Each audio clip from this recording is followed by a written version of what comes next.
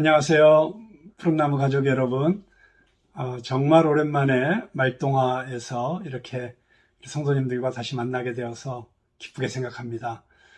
그동안 원미경 전도사님께서 심혈을 기울여서 이 말동화 시간을 아름답게 정말 만들어 주셨는데, 이제 또 미국으로 떠나가신 이후에 이제 또 제가 원래 했던 그 자리를 다시 맡아서 하려고 합니다.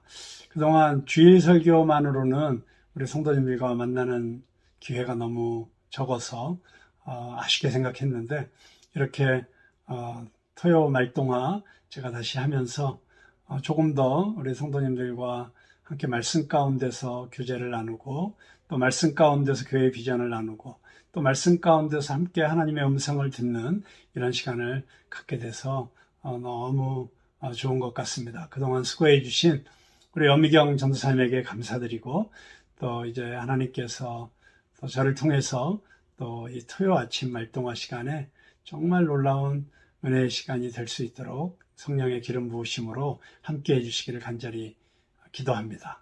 그러면 우리 함께 사도신경을 외우심으로써 오늘 아침 말동화를 시작하도록 하겠습니다.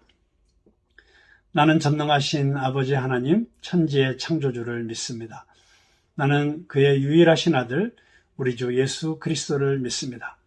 그는 성령으로 잉태되어 동정녀 마리아에게 나시고 본디오 빌라도에게 고난을 받으사 십자가에 못 박혀 죽으시고 장사한 지 사흘 만에 죽은 자 가운데서 다시 살아나셨으며 하늘에 오르시어 전능하신 아버지 하나님 우편에 앉아 계시다가 거기로부터 살아있는 자와 죽은 자를 심판하러 오십니다. 나는 성령을 믿으며 거룩한 공교회와 성도의 교제와 죄를 용서받는 것과 몸의 부활과 영생을 믿습니다. 아멘. 네, 이 아침에 사도신경을 외우는 것이 얼마나 좋은 일인지 새삼스럽게 느낍니다. 나는 믿습니다. 전능하신 창조의 주 하나님. 우리가 하나님께서 창조주 하나님이신 것만 제대로 믿어도 우리 인생의 많은 두려움과 불안이 사라질 것이라고 믿습니다.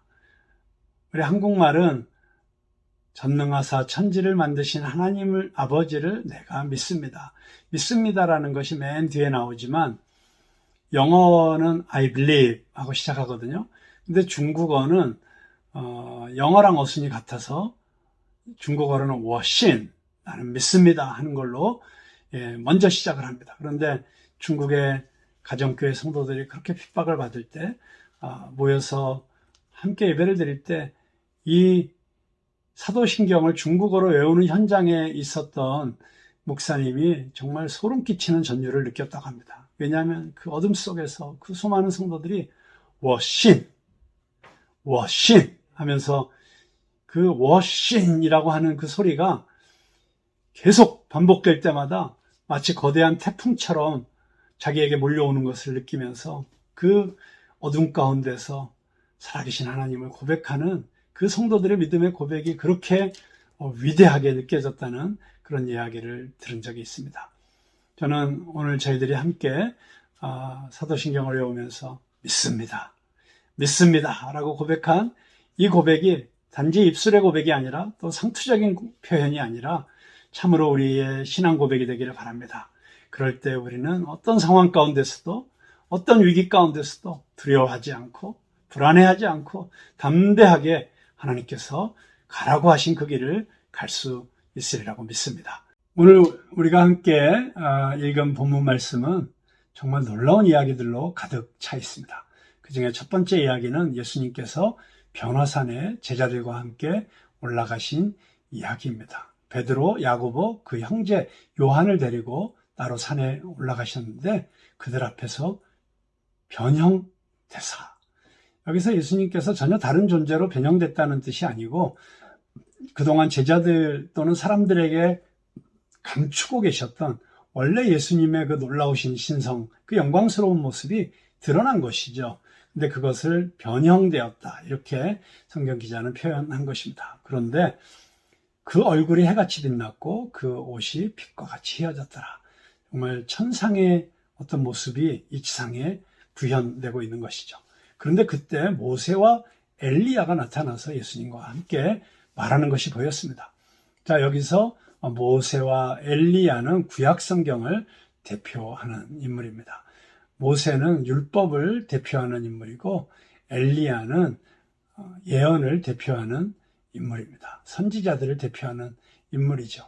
그 두 인물, 구약 성경 전체를 대표하는 인물이 예수님과 함께 있었다고 하는 것은 바로 그 예수님이 구약 성경이 그동안 늘 예고하고 예언하고 그리고 보여주고 있었던 바로 그 메시아라고 하는 사실을 보여주는 사건입니다.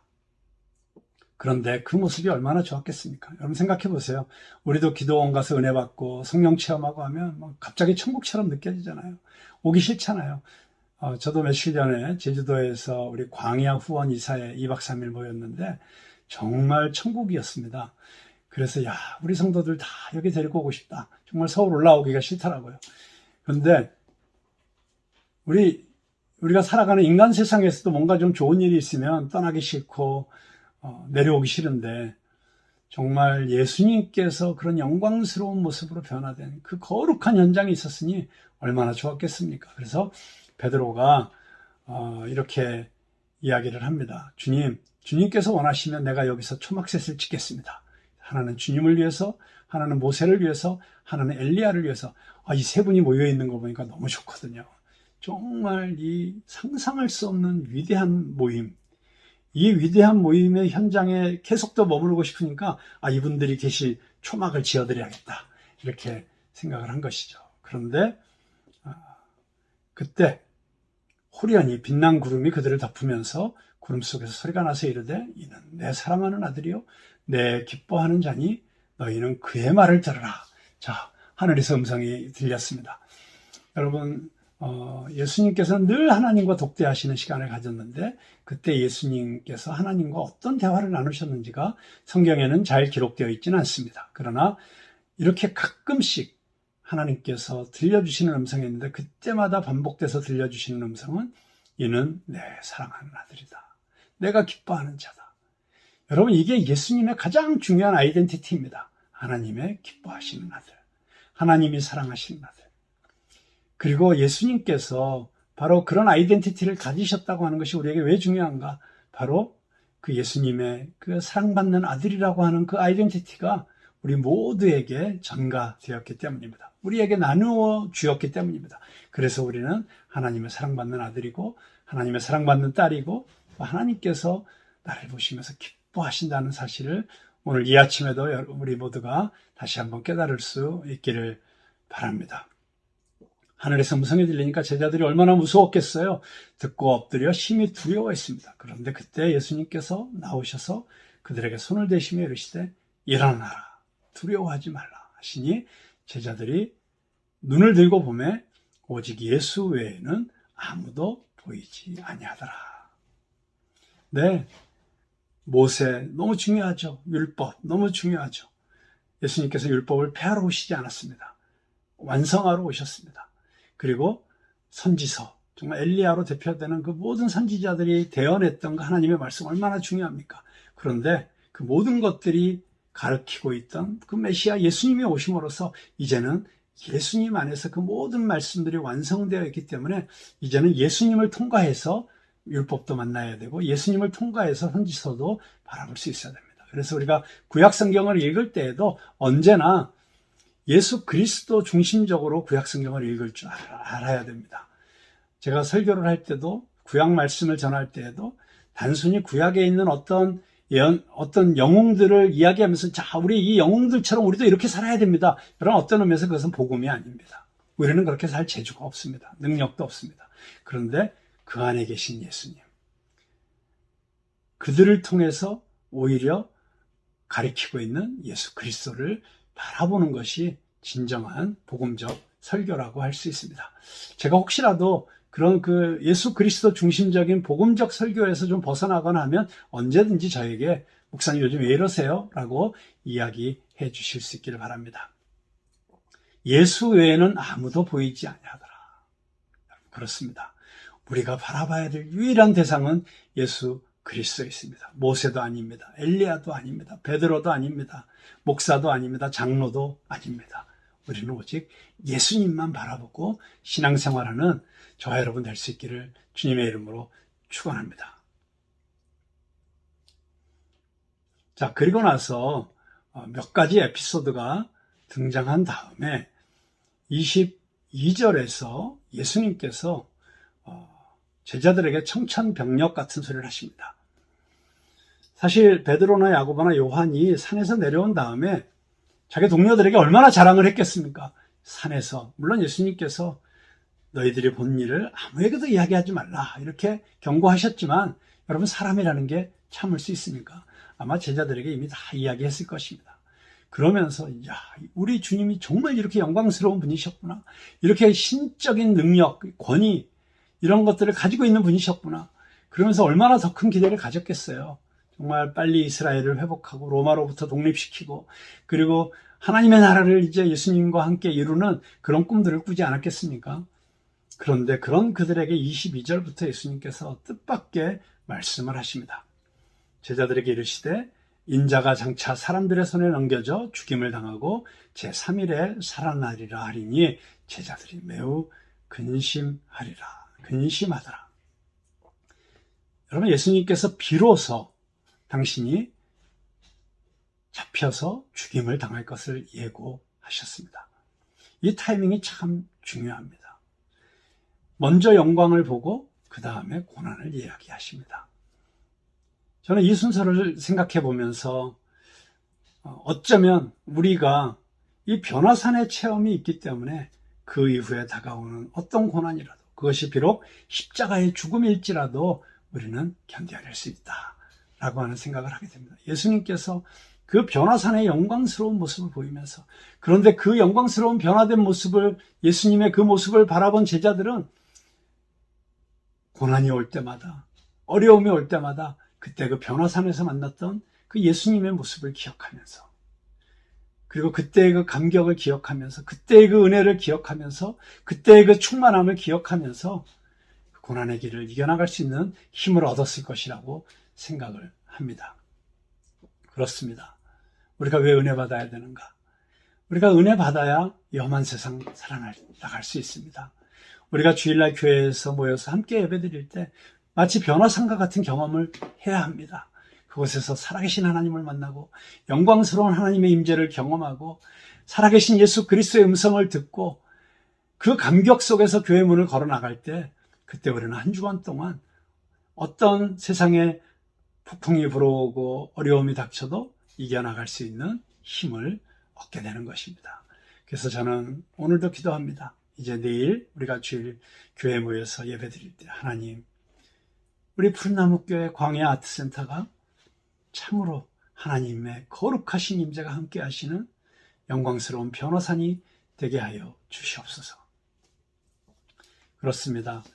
제가 변화산 하니까 이제 기억나는 게 하나 있는데, 제가 저희 부모님 팔순 되셨을 때 팔순 잔치를 하지 않고 부모님을 이스라엘 성지순례를 모셨습니다. 그래서 이제 연세가 많으시니까 단체 관광을 하실 수가 없어서 제가 차를 한 대 렌트해서 이렇게 모시고 다녔습니다. 그리고 이제 많은 곳을 다닌 이후에 드디어 변화산에 올라가게 되었습니다. 변화산에 올라가니까 거기 그 십자군 전쟁 시대에 지어진 아주 너무 멋진 오래된 성당이 있더라고요. 성당 안에 들어가서 이 말씀, 본문 말씀을 읽고 찬양도 부르고 밤 깊도록 동산 안에 주와 함께 있으려 하나 괴로운 세상에 할 일 많아서 날 가라 명하신다. 정말 마치 변화산에서 주여 여기가 좋사오니 여기 있겠습니다 하는 베드로를 데리고 예수님께서 저 아래 우리가 해야 될 일이 많다. 그리고 내려오셔서 바로 귀신 들린 아이에게서 귀신을 쫓아내시는 이런 사역을 하시는 모습을 그때 부모님과 함께 묵상하고 내려왔는데, 글쎄, 거기다가 그 중요한 이스라엘 성지순례 가이드북을 놔두고 온 거예요. 그래서 다시 올라가는데 캄캄한 밤이 되었습니다. 그 산이라서 굉장히 길도 좁고 위태위태 해가지고 저희 아버님이 옆에서 막 계속 중보기도 하시고 운전 천천히 하라고 막 하시고 그러면서 올라가서 그 책을 찾아갖고 다시 들고 내려왔는데 그렇게 위태위태하게 은혜 가운데 갔다 온 그 산이 진짜 예수님의 그 변화산인가 여기에 대해서는 아직도 이견이 많더라고요. 학설도 많고 여기가 변화산이다 저기가 변화산이다 그래서 아직도 이곳이 정말 예수님이 변화되셨던 그 변화산이다라고 하는 것을 자신 있게 주장할 수 있는 학자는 없습니다. 근데 저는 그때 이런 마음의 깨달음이 있었습니다. 야, 예수님의 변화산이 정확하게 어디다라고 하는 게 안 알려져 있는 게 오히려 은혜다. 왜냐하면 그 장소 자체가 그러면 또 얼마나 사람들이 막 신성시하고 막 우상시했겠어요. 그런데 진정한 변화산은 우리가 살아계신 예수님을 만나는 곳이 변화산입니다. 그래서 우리 가정도 변화산이 될 수 있고 우리 일터도 변화산이 될 수 있고 그리고 물론 우리 교회도 매주 모일 때마다 변화산이 될 수 있습니다. 우리는 그런 은혜를 기대합니다. 그래서 우리 성도님들 이 시간에 기도할 때 주님 저의 일상의 모든 시간이 그리고 모든 장소가 영광스러운 주님을 만나는 변화산이 되게 하여 주시옵소서. 특별히 주일날 우리가 함께 모여서 예배드리는 주일 예배가 매주 우리에게 임하는 변화산의 기적이 되게 하여 주시옵소서. 그때 정말 여기를 떠나기 싫다고 할 정도로 정말 은혜 가운데 충만해진 우리 성도들이 그러나 교회에 계속 일주일 내내 있고 싶지만 이제 저 괴로운 세상에 할 일 많기 때문에 우리가 가야 된다는 사명감을 가지고 흩어져 나가는 바로 그런 주일 예배, 그런 경험이 우리에게 있게 되기를 바라는 것입니다. 우리 함께 뜨겁게 기도하시겠습니다. 먼저 제가 기도하고 그리고 우리 합심해서 기도하는 시간 갖겠습니다. 사랑해 주 하나님 아버지, 우리 매일의 일상이 그리고 우리가 함께 모여서 예배 드릴 때마다 거룩하신 살아계신 예수 그리스도의 임재를 경험하는 영광스러운 변화산의 기적을 맛보게 하여 주시옵소서. 예수님의 이름으로 기도드립니다. 아멘. 이제 우리 함께 합심하여 기도합니다.